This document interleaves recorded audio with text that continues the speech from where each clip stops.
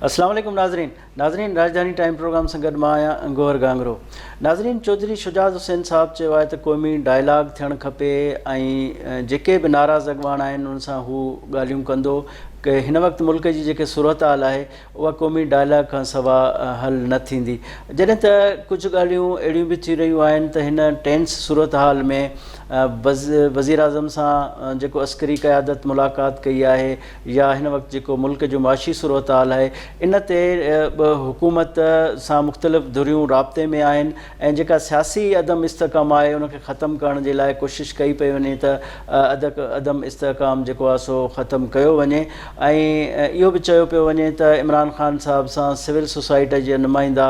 मुलाक़ात कंदा ऐं हुनखे इहो सम्झाइण जी कोशिशि कंदा त हिन वक़्तु जेको सियासी बहरान आहे इनखे ख़तमु कयो वञे ऐं मुल्क जीअं तरक़ी करे सघे ऐं मुल्क जी जेके मुआशी हालात आहिनि उहे ठीकु थी सघनि, सियासी हालात मुल्क जा ठीकु थी सघनि। ॾिसजे त हाणे जेके इहे सालिसीअ वारियूं ॻाल्हियूं हलनि पियूं त उहे उनजो नतीजो कहिड़ो थो अचे, आया इमरान ख़ान उहे तस्लीम करे थो या न करे थो। यकीनन इमरान ख़ान इलेक्शन जो मुतालबो कंदो त पोइ इन मुतालबे खां पोइ हुकूमत छा इहो राज़ी आहे त इलेक्शन कराए, ख़ासि तौर ते पहिरें मरहले में जेको पंजाब ऐं KPK में इलेक्शन जी आहे। ॾिसजे त हिन वक़्तु जेका बर्फ़ ॻरण जूं ॻाल्हियूं थी रहियूं आहिनि ऐं बैकडोर जेके ॻाल्हियूं थी रहियूं आहिनि उन्हनि जो नतीजो कहिड़ो अचे थो। नाज़रीन, ॿियो मामिलो आहे त हिन रीजन जे ख़िते में तरक़ी जे लाइ या मुआशी इस्तेकाम जे लाइ जेको ताज़ो मुआहिदो थियो आहे मिडिल ईस्ट में, ख़ासि तौर ते सऊदी अरब ऐं जेको ईरान जो मुआहिदो थियो आहे, इन हवाले सां काफ़ी ॻाल्हियूं थियनि पियूं त इहा हिकिड़ी आइस ब्रेक थी आहे, छो त कंहिंखे बि तवक़ो न हुई त सऊदी अरब ऐं ईरान जा जेके इख़्तिलाफ़ आहे एॾो जल्दी ख़तमु थींदा। उहो हिन वक़्तु मुआहिदो थियो आहे ऐं ॾिसजे त हाणे इन मुआहिदे ते अमल दरामद केतिरो थिए सघे थो ऐं काफ़ी मुल्कनि उन्हनि जी आजियां बि कई आहे, इनखे सुठो सवण बि करार ॾिनो आहे। अॼु जे प्रोग्राम में इन्हनि ॿिन्ही मामलनि ते अॼु असां गुफ़्तगू कंदासूं। नाज़रीन, हिन वक़्तु असांखे जॉइन कयो आहे कुर्बान बलोच साहब जेको सीनियर सहाफ़ी ऐं तजिया निगार आहे। अस्सलाम वालेकुम कुर्बान साहब। कुर्बान साहब, इहो ॿुधायो त हुकूमती इत्तेहादनि जो इजलास थियो आहे जंहिंमें हिकु त उन्हनि अदालती जेके फ़ैसिला अचनि था उन ते तहफ़ुज़ात जो इज़हार कयो आहे। तव्हां छा था सम्झो त हाणे जेके हुकूमती इत्तेहादी आहिनि उहे इमरान ख़ान खे छा मोह नथा ॾेई सघनि, परेशान आहिनि या वरी को हुननि जा ॿिया इरादा आहिनि?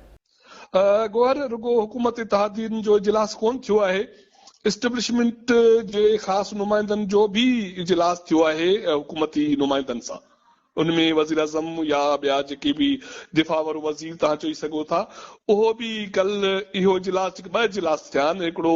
हुकूमत इत्तेहादियुनि जो वज़ीर आज़म जे सदारत में, ॿियो इजलास थियो इस्टेब्लिशमेंट जो ऐं सिविल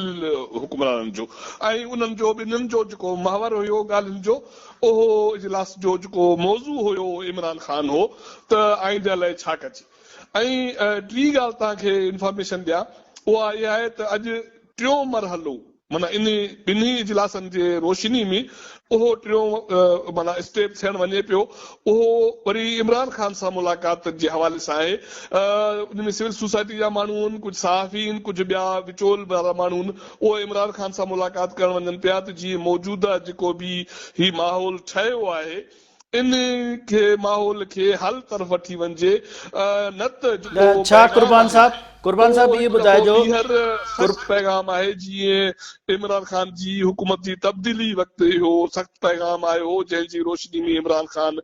सरेंडर कयो हो, अदालती जंग खां दस्तबरदार थी डायरी खणी घर वियो हो। हाणे ॿिनि धुरनि खे वरी हिकिड़ो इहो पैगाम आहे त हीउ जेको मौजूदा सूरत हाल आहे इहो क़ाबिल क़बूल न आहे, मुल्क जे मफ़ादनि में न आहे ऐं अहिड़ी रोशनी में, अहिड़ी सूरत हाल में मुल्क खे अॻिते नथो वधाए सघिजे। तंहिं करे ॿई धुरियूं, PDM जी इत्तेहादी जेके धुरियूं आहिनि ऐं इमरान ख़ान, मौजूदा सूरत हाल खे हल तरफ़ वठी वञनि। हाणे मुंहिंजे ख्याल में ॿिनि में मामला इन हवाले सां वाज़े थींदा। डू ऐं डाए वारो मरहलो आहे, ब्रेक माना या त ब्रेक थींदो या मेक थींदो, ॿ मरहला आहिनि जंहिंजे हवाले सां तव्हां ॻाल्हि कई। बाक़ी हुकूमत इमरान ख़ान खे मोह ॾियण जे हवाले सां या हुकूमत जे मौजूदा हालतुनि में वस जी ॻाल्हि कोन्हे, तो मौजूदा हालतुनि में इमरान ख़ान खे सवाइ केस रजिस्टर करण जे ॿी कंहिं अमल में मोह ॾेई सघे। अच्छा कुर्बान साहब, तव्हां ज़िक्र कयो त सिविल सोसाइटी जा नुमाइंदा ऐं सहाफ़ी उहे मुलाक़ात कंदा इमरान ख़ान सां ऐं हिन सॼे मामले ते आया इहो मैंडेट गवर्नमेंट ॾिनो आहे या हू पंहिंजे पर में एज़ अ सिविल सोसाइटी ॿिन्ही धुरुनि सां मिलणु चाहिनि था? हुकूमत जी औकात कहिड़ी आहे मैंडेट ॾियण वारी? छा मौजूदा हुकूमत इन पोज़ीशन में आहे? मां सम्झां थो त मौजूदा हुकूमत इत्तेहादी जॾहिं उन्हनि हुकूमत संभाली आहे उन खां पोइ इन पोज़ीशन में नाहे कंहिं धुर खे मैंडेट ॾियण जे हवाले सां। हाणे मैंडेट ॾियण वारा पाकिस्तान में उनजी तव्हांखे बि ख़बर आहे, मूंखे बि ख़बर आहे, ऐं घणो करे असांजो नाज़रीन बि सम्झे थो त केरु मैंडेट ॾेई सघे थो फ़ैसिला कुन मरहले जे हवाले सां तूं इमरान ख़ान सां ॻाल्हियूं कनि या जेको कल्ह इजलास थियो उन में इहो ई अमल आहे त मौजूदा हालतूं कंहिं सूरत में बर्दाश्त जोगियूं न आहिनि, क़ाबिल क़बूल न आहिनि, तंहिं करे मामले खे हल तरफ़ वठी वञो ऐं इमरान ख़ान सां जेका मुलाक़ात आहे उहा बि इन रोशनी में थिए पई। ऐं अॼु तव्हां ॾिठो हूंदो त लाहौर में इमरान ख़ान हाई कोर्ट में बिना कंहिं हुजूम जे, बिना कंहिं कारकुननि जे कारी गाॾी वारनि शीशनि में चढ़ी उते अदालत में पेश थियो, को बि हंगामो न थियो, को नारेबाज़ी न थी। ऐं अहिड़ी सूरत हाल शायदि हुकुमरान जी बि आहे त उहा बि हाणे वधीक इन पासे कंहिं अहिड़े मरहले में नथी वञे सवाइ केस रजिस्टर करण जे ऐं मुतालबा करण जे। तव्हां हैरान हूंदो त वज़ीर आज़म हिकिड़ो मुल्क जो उहो मुतालबो थो करे त इमरान ख़ान खे रोकियो वञे, उनखे लगाम ॾियो, त पोइ उहो मुतालबो कंहिंखां पियो करे। ऐं अहिड़ा ई माना मुतालबा अदालत खां ॿई धुरियूं कनि पियूं, एस्टेब्लिशमेंट खां बि कनि पियूं। ऐं उन खां पोइ तव्हां अंदाज़ो हूंदो त केतिरी बेवसी आहे मौजूदा हालतुनि में। सभई धुरियूं माना मुंहिंजे ख़्याल में सूरत हाल खे हथनि मां निकिरंदे ॾिसनि पियूं, जंहिंजे करे बेवसी वारी सूरत हाल नज़र अचे पई। अच्छा कुर्बान साहब, तव्हां छा था सम्झो त ॿिए तरफ़ हिकु तरफ़ त इहे ॻाल्हियूं आहिनि त हिन मामले खे थधो करण जे लाइ कोशिशि कई पई वञे, छा इमरान ख़ान जंहिं क़िस्म जा बयान ॾिए पियो या जंहिं पिच ते खेॾे पियो त इमरान ख़ान इन पोज़ीशन में आहे त उन्हनि सां ॻाल्हियूं कंदो ऐं जेको हू गवर्नमेंट चाहे थी या जेके धुरियूं चाहिनि थियूं उन जे ॻाल्हि ते हू अची वेंदो हिन वक़्तु जंहिं पिच ऐं मक़बूलियत जे मीनार ते सवार आहे? इमरान ख़ान वटि सादो जो मुतालबो आहे, चूंडूं करायो, घटि में घटि जेकॾहिं क़ौमी सतह जूं चूंडूं नथा करायो त बसि सूबाई असेंबलियूं जेके तहलील थियूं उन जो जेको आइनी मैंडेट आहे उन त चूंडूं करायो। हिकिड़ी सूबाई असेंबली जी चूंडुनि जो तारीख़ अची वियो 3 अप्रैल, ऐं ॿी जेका सूबाई असेंबली आहे KPK जी उन जो गवर्नर तारीख़ ॾियण खां लवाए पियो। हाणे ॻाल्हि इहा पई थिए त बाबा ठीकु आहे, को महीनो खनि अॻिते पोइते मामला करे क़ौमी लेवल ते चूंडूं कराइजनि। ॿ सूबनि वारी चूंड मौजूदा इत्तेहादी हुकूमतनि खे वारो नथी खाए, एस्टेब्लिशमेंट खे वारो नथी खाए। मुंहिंजे ख़्याल में रियासत पाकिस्तान खे जेको मौजूदा हालतूं आहिनि उन में बि वारो नथी खाए। तंहिं करे जेके बि फ़ैसिला कुन मुक़दर हल्का आहिनि उहे सम्झनि था त कुझु मामला कुझु ॾींहं अॻिते पोइते करे वञिणो त चूंडुनि तरफ़ आहे, जंहिंजो ज़ाहिरी तौर ते इमरान ख़ान खे को नुक़सानु कोन्हे। तंहिं करे जेकॾहिं 3 अप्रैल ते चूंडूं नथियूं थियनि ऐं महीने खां पोइ थियूं थियनि त उहो बि हालतूं इमरान ख़ान जे चूंडुनि जे हवाले सां फेवर में आहिनि। इमरान ख़ान मुंहिंजे ख़्याल में इन मामले खे बि त मञी वेंदो। बाक़ी PDM जे कंडीशन में आहे, मुंहिंजे ख़्याल में उन्हनि लाइ अञा बि चूंडूं महीनो 2-3 उहे वारे में नथियूं अचनि, जंहिंजे करे हू चूंडनि खां मौजूदा इत्तेहादी हुकूमत लवाए पई। ज़ाहिरी तौर ते जेको पब्लिक सेंटीमेंट आहे उहो मौजूदा हालतुनि में इमरान ख़ान जी ख़िलाफ़ जे केसिस कार्रवाई आहिनि, PTI जे अॻवाननि कारकुननि जूं गिरफ़्तारियूं आहिनि, सहाफ़ियुनि जूं गिरफ़्तारियूं आहिनि, उहो मौजूदा हुकूमत खे धचको पहुचाइनि पियूं। ऐं इहा ॻाल्हि मुंहिंजे ख़्याल में मौजूदा इत्तेहादी हुकूमत चङी तरह सम्झनि पियूं। अच्छा कुर्बान साहब, जेकॾहिं इहा ॻाल्हि आहे त हुकूमत इलेक्शन कराइण खां नमा पई कई, मुख़्तलिफ़ पैसा न हुजण, सिक्योरिटी फोर्सिस न हुजण जा जेके बहाना पे कया विया, जेकॾहिं इन सूरत हाल में बि इनकार बावजूदि बि जॾहिं इमरान ख़ान सां इलेक्शन जे हवाले सां जेकॾहिं हुकूमत ॻाल्हाइण लाइ तयारु थी आहे त तव्हां छा था सम्झो त जेको इमरान ख़ान प्रेशर डेवलप कयो उहो आया प्रेशर जेको आहे हुकूमत वरितो आहे ऐं उहो तव्हांखे नज़र अचे पियो? हुकूमत जेकॾहिं इमरान ख़ान जो प्रेशर वरितो, शुरू ॾींहं खां वरितो, उन जूं प्रेस कॉन्फ्रेंसूं, उन जा पॉलिसियूं, उन जा समूरा मामला माना इमरान खान खां सवाइ नामुकमल आहिनि। उहो कंहिं बि वज़ीर जी तकरीर हुजे पार्लियामेंट में, असेंबली में, कंहिं फोरम ते, वज़ीर आज़म जी प्रेस कॉन्फ्रेंस हुजे, उन जूं पॉलिसियूं हुजनि ऐं उन सां गॾु गॾु उन जो प्रेशर तव्हां चओ या मौजूदु हालतुनि जो तक़ाज़ा चओ, उहा मौजूदा रियासत जे इदारनि बि उनखे मुंहिंजे ख़्याल में हाणे संजीदा वरितो। जेको हिकिड़ो अनुमान हो PTI जे इक़्तिदार में वञण खां पोइ इमरान ख़ान जी मक़बूलियत जे हवाले सां,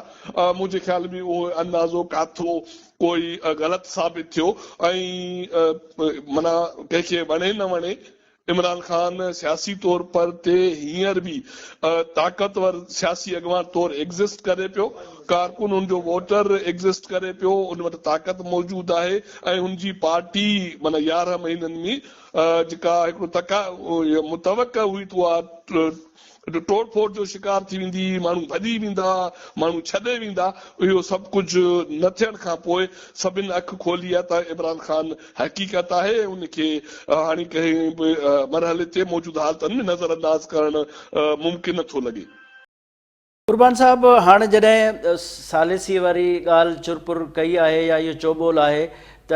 हुकूमत इन ते बि गौर कयो त इमरान ख़ान खे जेका असां ढर ॾिनी आहे, केस त क़ाइमु थियनि पिया, पर हू सम्झनि पिया त इमरान ख़ान खे असां इलाही ढर ॾिनी आहे, गिरफ़्तार कोन कयो आहे, काफ़ी बयानबाज़ी अचे पई, उन हवाले सां शयूं न कयूं आहिनि। त इहो सोचियो त हाणे सख़्तीअ सां मुंहुं ॾींदासूं, त छा सख़्तीअ सां मुंहुं ॾियण खां अॻु सालिसी कई पई वञे? जेकॾहिं सालिसी कामयाबु न वई त पोइ छा असां इहो ॾिसंदासूं त PTI या इमरान ख़ान ते सख़्ती थी सघे थी?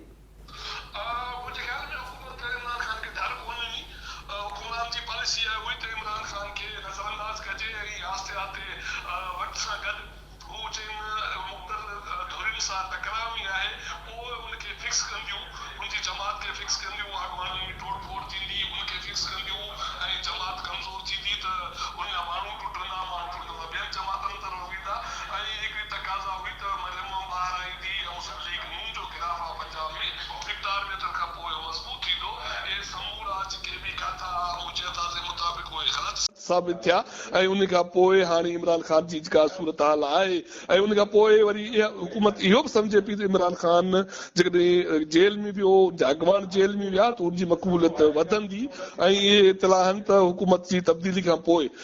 जेको मुस्लिम लीग नून जो क़ाइद आहे मियां नवाज़ शरीफ़, उन पंहिंजी जमात, पंहिंजे भाइर इनखे सभिनी खे रोकियो हो त इमरान खान ख़िलाफ़ तकड़ में का कार्रवाई न थिए, जीअं उनजी मक़बूलियत वधे। पर जेकॾहिं उन्हनि इहा शइ कई आहे त उन बावजूद बि जेको उनखे डर मिलियो उहो बि उनजे फ़ाइदे में न वियो ऐं जेको हथु हल्को रखियऊं उहो बि मौजूदा इत्तेहादी हुकूमत जे फ़ाइदे में न आहे वियो। अच्छा कुर्बान साहब, चौधरी शुजात साहब कुझु ॾींहं अॻु इहो बयानु ॾिनो त नेशनल डायलॉग थियणु खपे ऐं उन लाइ जेके नाराज़ अॻवान आहिनि मां उन्हनि खे मनाईंदुसि। इन क़िस्म जी चौधरी शुजात सेन ताज़ो ॻाल्हि कई आहे त पोइ छा था सम्झो त चौधरी शुजात जॾहिं ॻाल्हि करे थो त ज़ाहिर आहे हुनजी पुठी ठपी वई हूंदी ऐं हाणे इहो वेझड़ में तव्हांखे नज़र अचे थो त हीअ जेको टेंशन आहे उहो रिलीज़ थींदो या कंहिं हिकु नुक़्ते ते हुकूमत ऐं अपोज़िशन इतफ़ाक़ करे सघे थी? मूं गौर साहब इहा ई ॻाल्हि कई आहे मुंहिंजे ख़्याल में। जेकॾहिं मूं कुझु धुरियुनि जी इमरान ख़ान सां मुलाक़ात जी ॻाल्हि कई आहे या कालोकी इजलास जी ॻाल्हि कई आहे या चौधरी शुजात हुसैन, तव्हां सॼी ज़िंदगी जर्नलिज़म कई आहे, इस्लामाबाद में रहिया हो, तव्हांखे अंदाज़ो हूंदो त चौधरी शुजात हुसैन कच्चा चवंदा त गोटियूं नाहे खेॾंदो ऐं चौधरी शुजात जॾहिं बि ॻाल्हाईंदो आहे त हू तके तोरे ॻाल्हाईंदो आहे। जेतोणीक हुनखे हुनजी पार्टी टुटी वई, चौधरी परवेज़ इलाही अलॻि थी वियो, ज़िम थी वियो PTI में, उन जे बावजूद हू जेकॾहिं अहिड़ी टास्क जी ॻाल्हि करे थो त तव्हां अंदाज़ो करे सघो था त सूरत हाल कंहिं तरफ़ वञे पई। उन में 2 ख़दशा आहिनि। उन में मूं हिकिड़े ख़दशे जी निशानदेही तव्हां सां कई, सभु धुरियुनि खे चयो वियो त हाणे हल तरफ़ वञणु घुरिजे, जेकॾहिं न त पोइ हालतूं के सुठियूं कोन थींदियूं ऐं शायदि डिघो अरसो उहो हालतूं सियासी धुरियुनि जे हथनि में न अचनि। तंहिं करे सभई धुरियूं सम्झनि थियूं त असांखे हिकु दफ़ो ॿीहर पेचप तरफ़ वञिणो पवंदो ऐं उनजो विन विन वारी सूरत हल सभिनि खे कढणो पवंदो, न त जेका लठ फिरे पई उन जो जेका नतीजा हूंदा मुंहिंजे ख़्याल में उहे सख़्तु हूंदा। कुर्बान साहब, इमरान ख़ान साहब ॿ ॾींहं अॻु ॻाल्हि कई त हाणे सूरत हाल ईरान वारे इनकलाब तरफ़ वञे पई, त तव्हां छा था सम्झो त हीउ जेको सॼो माहौल जुड़े पियो, वाक़िअतनि इमरान ख़ान इन मूड में या इन सख़्तीअ तरफ़ वञे पियो जो शायदि हुकूमत बि इहो सम्झे पई त हाणे सूरत हाल ख़राब थी सघे थी, इन तरफ़ सालिसी तरफ़ अचिजे? गोर साहब, मां सम्झां थो जेकॾहिं इमरान ख़ान न बि चाहे त जेके हालतूं पैदा थियूं उन में हालतूं उन तरफ़ माना ख़ुदा न करे वींदे ॾिसण में अचनि थियूं। मुफ़्त में अटो विरहाइण जो अमल आहे, 2 ॾींहंनि खां पंजाब में हले पियो, उनजो हशर निशर तव्हां ॾिसो पिया। माण्हुनि जा अंबोह गॾु थियनि पिया, मारधाड़ थिए पई, माना माण्हू किरनि था, माण्हुनि जूं ज़ख़्मी थियनि था, ऐं ट्रकनि जूं ट्रकूं अटे जूं लुटियूं वञनि थियूं, फुरियूं वञनि थियूं। ठीकु, ऐं उन खां पोइ हुकूमत खे उहे अमल जेको विरहाइण वारो आहे उहो रोकणो पवे थो। ऐं उन खां सवाइ हुकूमत जेको तेल वारो जेको लालीपॉप ॾियण वञे पई, उहो बि अवामी प्रेशर खे रिलीज़ करण जे लाइ आहे। जेकॾहिं इमरान ख़ान खे वाकई जेकॾहिं इहो असां मञूं बि त मौजूदा हुकूमत प्रेशर नथी सम्झे, त आवाम जे प्रेशर खे हुकूमत मौजूदा हालतनि में महांगाई वारे प्रेशर खे ज़रूरु सम्झे थी त ईंदड़ जेके चूंडूं हूंदियूं हुन जा नतीजा जेके हूंदा उहो मौजूदा हालतनि जी रोशनी में हूंदा। तंहिं करे हुकूमत इन मौजूदा हालतनि खे अवॉइड न पई करे, उनखे नज़रअंदाज़ न पई करे, जंहिंजे करे ही अटो विरहाइण जो अमल शुरू थी वियो। या सिंध में जेकरा सिंध हुकूमत जेको 2000 फी जेको मुस्तहिक खानदान खे अटो कणिक ॾियण जे हवाले सां ॾियण जो ऐलान कयो, या उन खां पोइ तेल माना सब्सिडी ॾियण वारा जेके अमल आहिनि, इहो आवाम जी कावड़ खे रिलीज़ करण लाइ, उनखे रिलीफ ॾियण लाइ जेके ऐलान कया पिया वञनि, उन जो माना नतीजो या उन जा माण्हू इहो अंदाज़ो इहो थिए पियो त मौजूदा हुकूमत मौजूदा सूरत हाल खे चङी सम्झे पई ऐं अवामी दबाव खे ॾिसे पई। ठीकु आहे, कुर्बान बलोच साहब, वॾी महिरबानी, तव्हां असांखे टाइम ॾिनो। नाज़रीन, हिते वठूं था मुख़्तसिर ब्रेक बाद हाज़िर थींदासीं।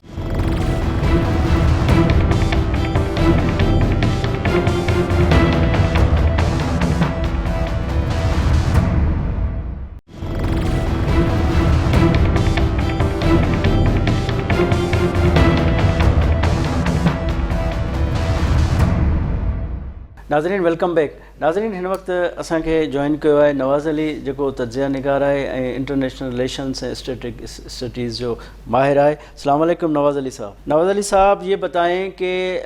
इंटरनेशनली एक बहुत बड़ी डेवलपमेंट हुई है, सऊदी अरब ईरान का मुआहदा हो गया है जो हम एक्सपेक्ट नहीं कर रहे थे। आप क्या समझते हैं कि इस मुआहदे से इस खित्ते पे क्या असरात पड़ेंगे? जी देखें गौर साहब, यकीनन ये एक बहुत बड़ी डेवलपमेंट है इंटरनेशनल पॉलिटिक्स में और बल्कि रीजनल पॉलिटिक्स में, जो मिडल ईस्ट की पॉलिटिक्स है, जिसमें दो मुतजाद कुव्वतें जिनकी बैकग्राउंड या हिस्ट्री अगर देखा जाए तो जब ईरान की रेवोल्यूशन के बाद सऊदीया से इख्तलाफात खुल के आ गए थे और उसके बाद मजीद उसमें तेजी आती गई। जब 2016 में जब मजहबी एक आलिम शिया को सऊदीया में एक उसको फांसी दी गई तो उसके बाद मजीद उसमें शिद्दत आई। लेकिन इस तमाम हालात के बाद अगर हम इनिशियली देखें तो दोनों स्टेट में रिलीजियस डिफरेंस जो सेक्टेरियन डिफरेंस की बेसिस पे था, एक तरफ से sectarian wise Shiaism, on the other hand Sunniism, जिसको आप वहाबी या जो बाकी नाम दिया जा रहा है। लेकिन ये तो एक हिस्टोरिकल पहलू था जो कि मैं चाह रहा था कि एक व्यूअर्स को आइडिया हो कि जिनकी बेसिस पे, लेकिन इस पूरे डेवलपमेंट में किसका हाथ था, इसमें सबसे पहले हमें देखना होगा कि इंटरनेशनल पॉलिटिक्स में जिस तरह से तेजी आ रही है उसमें चाइना का एक बढ़ता हुआ रोल किसी से ढका छुपा नहीं है। आपको याद होगा कि दिसंबर में प्रेसिडेंट चाइना के शी जिनपिंग का सऊदीया का एक विजिट था, तो वहां से ये चीजें डेवलपमेंट स्टार्ट हो गई थी। बेसिकली अगर देखा जाए तो एक यूनिपोलरिटी से वर्ल्ड पॉलिटिक्स बाइपोलरिटी बल्कि मल्टीपोलरिटी की तरफ बढ़ रही है, जिसमें कई कुव्वतों का इंटरनेशनल पावर होना, जिसको हम मल्टीपोलर कहते हैं, जिसमें चाइना का एक सबसे बड़ा रोल इसलिए है कि चाइना का one belt and road initiative, जिसमें खलीजी रियासतों को और प्रो अमेरिकन रियासतों को अपने साथ मिलाना, ये यकीनन एक बहुत बड़ा उसके लिए था, जिसका क्रेडिट मेरा ख्याल है सबसे पहले तो चाइना के जाता है। नंबर 2, दोनों जो स्टेट्स हैं वो पिछले कई सालों से रियलाइज कर रही थी कि हमें आपस के इख्तलाफात भुला के इक़्तिसादी जो डेवलपमेंट की तरफ आना चाहिए, क्योंकि आप देखें दोनों स्टेट्स नेचुरल रिसोर्सेज से फुल हैं, दोनों ऑयल एंड गैस में दोनों का एक अहम और कलीदी किरदार है। तो इसलिए वो बायमी जो इनके इख्तलाफात थे उनको खत्म करके दोनों मिल के आगे चलने की एक हद तक एक डेवलपमेंट की बात की गई है, जो कि बीजिंग में पिछले दिनों 4 दिन के मुज़ाकरात के बाद एग्रीमेंट हुआ है, जो चाइना के वजीर खारजा की मौजूदगी में सऊदीया और ईरान के वजीर खारजा के बायमी ताल्लुकात की बेसिस पे हुआ है, जिसमें फर्स्ट फेज पे एक तो डिप्लोमेटिक मिशंस को बढ़ाने के लिए सिफारत खाने दोबारा स्टार्ट करने पे गौर हुआ है। लेकिन ये तो एक मतलब हिस्टोरिकल आपके इस क्वेश्चन का पहलू था, जिसमें ये मैं बताने की कोशिश कर रहा हूं कि चाइना के होते हुए ईरान और सऊदीया के बाहिमी ताल्लुकात दोबारा फर्क पा रहे हैं, लेकिन आने वाला वक्त बताएगा कि ग्राउंड रियलिटीज में कितनी डेवलपमेंट हो रही है। अच्छा, ये बताएं कि इस मुआहदे के बाद जब सऊदी और ईरान कंटेशन ख़त्म हो जाएगा तो हमने इंटरनेशनल तो बात की, लेकिन रीजनल असरात की जो आपने बात की तो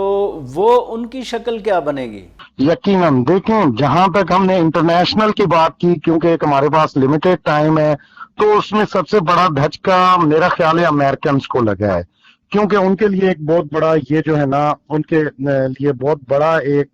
कहा जा सकता है कि चाइना के साथ प्रो चाइना स्टेट्स का ब्लॉक बन रहा है। दूसरी बात, अमेरिकन इन्फ्लुएंस जो इस रीजन में था वो काफी हद तक मुतासिर नजर आ रहा है। थर्ड, सऊदीया की सिक्योरिटी और अमेरिकन की डुअल पॉलिसी, ये तमाम चीजें सऊदीया को बेज़ाहिर मजबूर कर रही थी कि वो अल्टरनेट ऑप्शंस की तरफ जाएं। अब जहां पे रीजनल पॉलिटिक्स की आपने बात की, तो इन दोनों ममालिक के बाहिमी तजादात की वजह से बाकी जो स्टेट्स थी, जिनमें स्पेशली अगर हम नाम लें तो हम पाकिस्तान के लिए यकीनन एक फायदा मंद है। आपको याद होगा कि पिछले दिनों हमारे काफी ऐसे मुआहदे थे जो हम ईरान से करना तो चाह रहे थे, लेकिन on the other hand strategic जो हमारी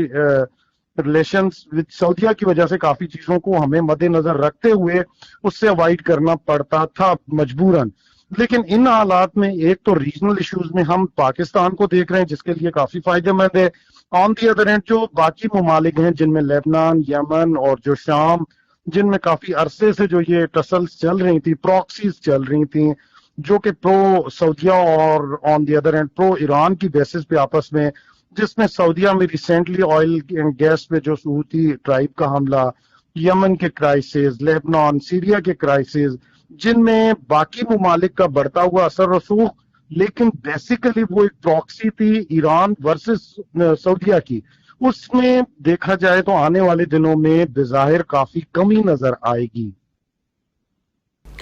अच्छा नवाज अली साहब, ये बताएं कि आपने जिक्र किया कि ईरान और सऊदी के मुआहदे में चीन ने बड़ा अहम रोल अदा किया, लेकिन हमें सुनने में यह आया है कि अमेरिका ने भी मदद की है। तो क्या समझते हैं कि अगर अमेरिका ने मदद की है तो फिर क्या सोच के ये किया होगा? देखें, अमेरिकन की जो उसी दिन की जो जैसे ये मुआहिदा हुआ है उसके अगले दिन अमेरिकन जो स्टेट की तरफ से एक प्रेस रिलीज जारी हुआ है या उनकी तरफ से जो प्रेस कॉन्फ्रेंस की गई है, उसमें एक तो उन्होंने इस रीजनल डेवलपमेंट के तौर पे इस मुआहिदे को बड़ी खुश असलूबी से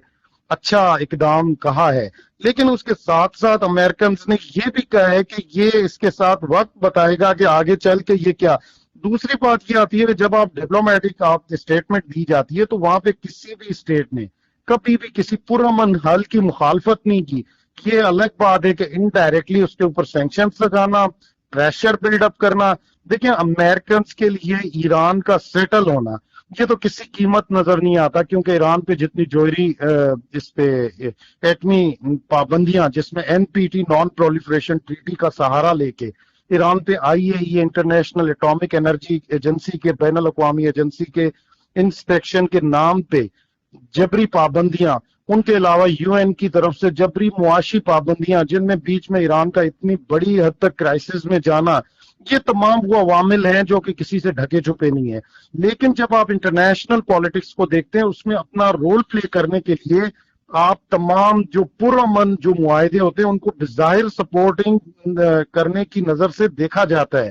دوسرا آپ دیکھیں اس میں ایک اور پہلو جو اس سے جڑا ہوا ہے وہ اسرائیل کا. اسرائیل کے ڈے فرسٹ سے ایران کے خلاف، ایرانی نیوکلیر پروگرام کے خلاف، یا یہ تمام چیزیں کسی سے میرا خیال ہے ان کو ہم کہنا بھی چاہیں تب بھی وہ ہر ایک کو پتہ ہے. اب تک جو اسرائیل کی طرف سے کوئی ایسی سٹیٹمنٹ نہیں آئی جس میں ایرانین یو ایس جو ڈیل ہے سعودیہ ڈیل کو کسی بھی طرح سے سپورٹ کے لیے یا کوئی ایسی پریس ریلیز کی بات کی جائے. نمبر 2 پہ اگر آپ دیکھیں اس کے ساتھ کہ اسرائیل کا جب ہم نام لے رہے ہیں تو اسرائیل کی امریکنز کے ساتھ کتنی شراکت داری ہے. آن دی ادر ہینڈ چائنا کی طرف سے جو بات کی گئی ہے، دیکھیں کہ اس کا کھلا اور واضح ثبوت ہے کہ بیجنگ میں ہی جب آپ نے ایک ایگریمنٹ سائن کیا ہے، وہ نیو یارک میں کیوں نہیں ہوا، واشنگٹن میں کیوں نہیں ہوا. جب بیجنگ میں ہوا ہے تو پچھلے 3 ماہ پہلے اگر اس کو آپ ہسٹری میں دیکھیں تو چائنیز پریزیڈنٹ کا سعودیہ کا وزٹ، وہاں پہ آلموسٹ ساری چیزیں کلیئر ہو چکی تھیں، فائنل سٹیج پہ آ چکی تھیں، لیکن اس کو کس طرح سے سیٹل کرنا تھا یہ چائنا کی طرف سے فائنلائز کیا گیا. اور یقیناً اس کے پیچھے چائنا کے ساتھ رشیا کی بھی کافی اس میں مدد بھی شامل ہے. اچھا نواز علی صاحب یہ بتائیں کہ ظاہر سعودی عربیہ ایک تو خود ترقی کرنا چاہ رہا ہے، خود ان کی جو ہے پالیسی چینج ہے، اکانومک ان کے اپنے مفادات ہیں، اس وجہ سے انہوں نے چاہا ہوگا کہ اگر یہ ان کا جو تکرار ہے وہ ختم ہو جائے تو شاید ان کی جو پالیسیز ہیں مستقبل کی وہ بہت اچھے طریقے سے جا سکتی ہیں. تو ہم نے ذکر کیا کہ کہا جا رہا ہے کہ اس معاہدے میں امریکہ کی مدد تھی، تو ظاہر اسرائیل کو تسلیم کرنے کے حوالے سے بھی تو معاملات ہیں کہ مڈل ایسٹ کے کافی ممالک ایکسیپٹ کر چکے ہیں اسرائیل کو، ظاہر سعودی عرب پہ بھی یہی پریشر ہوگا، تو یہ فیکٹر اس میں کاؤنٹ ہم کر سکتے ہیں؟ یقیناً دیکھیں بالکل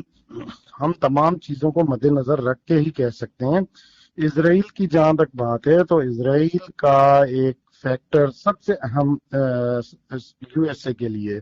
آگے چل کے اس کو جو ہے وہ شامل کرنا یا اس کو جو ہے وہ تسلیم کرنا، یہ یقیناً ایک انٹرنیشنل پریشر اور ان چیزوں پہ. دوسری بات آپ نے کی انٹرنیشنل پالیٹکس میں ہر اسٹیٹ کا ہر اسٹیپ اس کے انٹرسٹ بیس ہوتا ہے. وداؤٹ انٹرسٹ کبھی کسی اسٹیٹ نے کوئی کسی قسم کا اسٹیپ نہیں لیا. تو یقیناً ایک سعودیہ کی طرف سے اور ایران کی طرف سے معاشی پابندیاں اور جو معاشی چیلنجز تھے ان کو ختم کرنے کے لیے ان دونوں ممالک کی طرف سے ایک ریئلائزیشن کے لیے ایک فرسٹ اسٹیپ تھا. نمبر 2 پہ آپ نے جہاں تک اسرائیل کی بات کی تو اسرائیل کے لیے ایک ناپسندیدہ ضرور ہے. دیکھیں وہ کبھی بھی نہیں چاہیں گے کہ دو ایسی ممالک جو کہ آپس میں مل جائیں تو یقیناً ان کے لیے خطرہ ہے. پھر پیلسٹینین کی سیلف جو انڈیپینڈنس کی جو ایک موومنٹ ہے، یا جو مڈل ایسٹ میں سیریا سے لے کے لبنان سے لے کے باقی ممالک میں یو ایس اے کا تو ایک اپنا رول ہے، لیکن اس کے ساتھ ساتھ اسرائیل کا بھی دیکھ لیں تو وہ بھی کسی سے ڈھکا چھپا نہیں ہے. تو ان تمام چیزوں میں ناپسندیدہ عمل کی حد تک تو ہم کہہ سکتے ہیں، لیکن مجبوراً انہیں ایکسیپٹ کرنا پڑے گا. اور یقیناً آنے والے دنوں میں اگر امریکن انفلوئنس اس طرح تک بڑھتا ہے تو یقیناً اسرائیل کو بھی اس سے تسلیم کرایا جا سکتا ہے. ایک بات. نمبر 2 پہ اگر آپ جائیں تو سعودیہ کی جو ریسنٹلی جو پالیسیز ہیں یا جو آپ اس وقت کی جو ہسٹری ہے اس میں آپ دیکھیں کہ ان کے جو پرنس ابھی ہیں اس وقت کے شاہ سلمان، ان میں جو بائیڈن کی طرف سے کچھ مہینے پہلے ایک اسٹیٹمنٹ دی گئی تھی کہ سعودیہ اگر آئل کی پروڈکشن ہے اس میں کمی یا اس پہ سینکشن لگانے کا کرے گا تو یقیناً اس کو جو ہے بہت مختلف نتائج بھگتنا پڑیں گے. اس اسٹیٹمنٹ کے بعد سعودیہ اور یو ایس اے کے بیچ میں کافی حد تک خلش بڑھی تھی. ان تمام چیزوں میں اگر دیکھا جائے تو مین جو فوکس ہے وہ آئل پہ ہی ہے. اب اگر آئل کو ہی دیکھا جائے تو آئل مڈل ایسٹ کے پورا ریجن ہی آئل رچ اسٹیٹ سے بھرا پڑا ہے، جس میں ایران بھی اگر اس وقت تک سروائیو کر رہا ہے تو just because of natural resources including oil جو ہیں جن کی بیسس پہ. تو یہ ایک مطلب معاشی طور پہ دونوں اسٹیٹس کا. اور دوسرا ماضی کے برعکس اب دنیا کے تمام ممالک نے ریئلائز کرنا شروع کر دیا ہے کہ صرف جنگوں سے ہی مسائل حل نہیں ہو سکتے. اس وقت کا جو سب سے بڑا ایشو ہے وہ ہے آپ کی معاشی چیلنجز. ان میں کس حد تک آپ لا سکتے ہیں اکنامک ڈیولپمنٹ. اور وہ اس وقت سب سے اہم ٹارگٹ اکنامک ڈیولپمنٹ ہے، جس کی وجہ سے چائنا بھی پوری دنیا کے جو ارد گرد اپنا بیلٹ اینڈ روڈ انیشیٹو، جس میں 20 تو آپ کے عرب ممالک آ رہے ہیں، پھر ان کا ان ممالک میں جانا، وہاں پہ جا کے وہ چیزیں کرنا جن کا شاید پہلے ماضی میں کوئی تصور ہی نہیں تھا.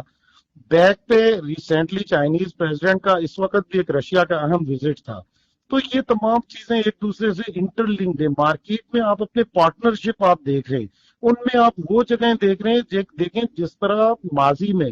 ورلڈ وار 2 کے بعد جو ایک پراکسی یا کولڈ وار ہوئی تھی، جس میں رشیا اور امریکہ نے دونوں نے ایک دوسرے کے اینٹی جو الائنسز تھے ان کو کنٹرول کرنا شروع کر دیا تھا. تو اس وقت بھی سیم آلموسٹ وہی ہے. For the sake of economic development وہی پراکسی، وہی گیم، وہی پارٹنرشپ کی گیم چل رہی ہے. اچھا، آپ نے ریجن کی ترقی کی بات کی اور ظاہر امن امان کی بات کی، تو جب یہ ایران کا ایشو اور سعودی عرب کا ریزالو ہو ہی گیا ہے، تو اب افغانستان کے امن امان کے حوالے سے کیا پیش رفت ہو سکتی ہے؟ کیونکہ افغانستان میں اگر امن امان نہیں ہوگا تو یہ ریجن کی ترقی کا جو خواب ہے وہ ظاہر ہے شرمندہ تعبیر نہیں ہو سکے گا. دیکھیں، ایک بات تو یہ ہے کہ گور صاحب یہ کلیئر کر دیں کہ دیکھیں اب اس وقت جو ہے فرسٹ اسٹیپ انیشیٹو لیا گیا ہے سعودیہ اور ایران کی طرف سے. اس کو ہم ابھی مطلب آخری جو ہے نا حل تک ہونے تک اس کو مکمل پروسیس نہیں کہہ سکتے، لیکن ایک اچھا اسٹیپ ہے. آنے والے دنوں میں امید ہے بہتری نظر آ رہی ہے. جس انیشیٹو کی بات کی گئی ہے،